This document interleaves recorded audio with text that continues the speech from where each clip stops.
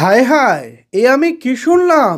যে সিনেপ্লেক্স আগে কখনোই শাকিব খানের সিনেমাকে সেভাবে পাত্তা দিত না, এবার সেই সিনেপ্লেক্স মেগাস্টার শাকিব খানের আপকামিং বরবাদ সিনেমা নিয়ে এমন মন্তব্য করেছেন যে মন্তব্য শোনার পর আমি রীতিমতো অবাক হয়ে গেছি। আরে ভাই, সিনেপ্লেক্সের মাথা ঠিক আছে তো? তারা এবার কি বলতেছে এইসব? আপনারাও নিশ্চিত অবাক হয়ে যাবেন সিনেপ্লেক্স কর্তৃপক্ষের কথাটা শুনলে। কি বলেছে সিনেপ্লেক্স কর্তৃপক্ষ?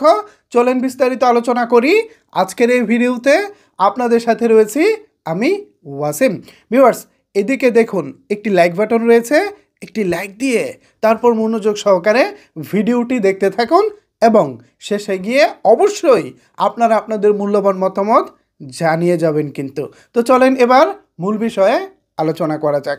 ভিউয়ার্স, স্টার সিনেপ্লেক্স বাংলাদেশের প্রেক্ষাপটে একটি জনপ্রিয় সিনেপ্লেক্স চেইন। যে সিনেপ্লেক্সে যে কোনো নায়কের সিনেমা চলা মানেই উক্ত নায়কের জন্য একটা সৌভাগ্যের ব্যাপার, অনেক আপার ক্লাস, অনেক নামি দামি দর্শকের কাছে পৌঁছে যাওয়া। দুঃখজনক হলেও সত্য, এই স্টার সিনেপ্লেক্সে একটা সময় ছিল শাকিব খানের সিনেমা তারা খুব একটা চালাতো না। তাদের ধারণা ছিল স্টার সিনেপ্লেক্সে যদি শাকিব খানের সিনেমা চালানো হয় তাহলে সেভাবে দর্শক হবে না। শাকিব খানের সিনেমা মূলত চলে সিঙ্গেল স্ক্রিন তথা সিনেমা হলগুলোতে, কিন্তু সিনেপ্লেক্সে শাকিব খানের দর্শক নাই, সেভাবে শাকিব খানের সিনেমা চলবে না। তো এই ধারাবাহিকতা তারা লম্বা সময় ধরে ধরে রেখেছিলেন। বাট 2023 সালের কুরবানির ঈদে প্রিয়তমা সিনেমা দিয়ে সেই চিত্রটা শাকিব খান পুরো 360 ডিগ্রি ঘুরিয়ে নিয়েছেন। যদিও এর আগে যৌথ প্রযোজনা সিনেমা শিকারি নবাব দিয়ে সিনেপ্লেক্সে ভালোই দাপট দেখিয়েছিলেন শাকিব খান, বাট সেটাও ধারাবাহিকভাবে ছিল না। কারণ আপনারা জানেন 17 সালের পর থেকে যৌথ প্রযোজনা সিনেমা বন্ধ হয়ে যায়। তো যৌথ প্রযোজনা সিনেমা বন্ধ হয়ে যাওয়ার পরে নর্মালি বাংলাদেশের লোকাল প্রোডাকশনে শাকিব খান যে সিনেমাগুলো করেছিলেন সে সিনেমাগুলোর quality up to the mark ছিল না। সো সব কিছু বিবেচনায় স্টার কর্তৃপক্ষ শাকিব খানের উপরে তারা আর খুব একটা আগ্রহ দেখায়নি। বাট চিত্রটা বদলে গেছে 2023 সালের কুরবানির ঈদ থেকে। প্রিয়তমা নামক একটি সিনেমা দিয়ে পুরো বাংলাদেশের সিনেমা হলগুলোতে তো ঝড় বইয়েছেই, পাশাপাশি স্টার সিনেপ্লেক্সও ঝড় বইয়ে দিয়েছে। সেই ধারাবাহিকতায় পরের বছর হচ্ছে রাজকুমারের পরে তুফান। পুরো স্টার সিনেপ্লেক্সের গেল 20 বছরের ব্যবসায়িক হিসেব নিকেশ সব কিছুই উলটপালট করে দিয়েছে।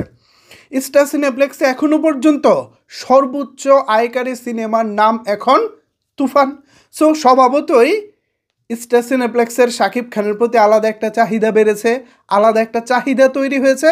সেই চাহিদার ফলেই আপকামিং বরবাদ সিনেমা নিয়ে তারা বলেছে এখন আমাদের মাথায়, আমাদের চিন্তায় শুধুই বরবাদ। এছাড়া অন্যান্য যেসব ছবি আছে সেগুলো তো আমরা চালানোর ইচ্ছা রাখি, বাট আমাদের মেন ফোকাস হচ্ছে বরবাদকে ঘিরে। যে কথা আমি কোনোদিন স্টার সিনেপ্লেক্সের কোনো কর্তৃপক্ষের কাছ থেকে শুনিনি, আজকে তারা চ্যানেল আই অনলাইনকে দেওয়া একটি সাক্ষাৎকারে বলেছেন তাদের টার্গেট এখন বরবাদের দিকে, তারা বরবাদের দিকেই চেয়ে আছেন। একটি নামি দামি সিনেপ্লেক্স চেইন স্টার সিনেপ্লেক্স বলতেছে এখন তাদের চাওয়া পাওয়া শুধুই বরবাদ। সাকিবিয়ানরা কেমন লেগেছে তাদের কথা জানিয়ে ফেলুন নিচের কমেন্টস বক্সে। ধন্যবাদ সবাইকে এতক্ষণ আমার সাথে থাকার জন্য।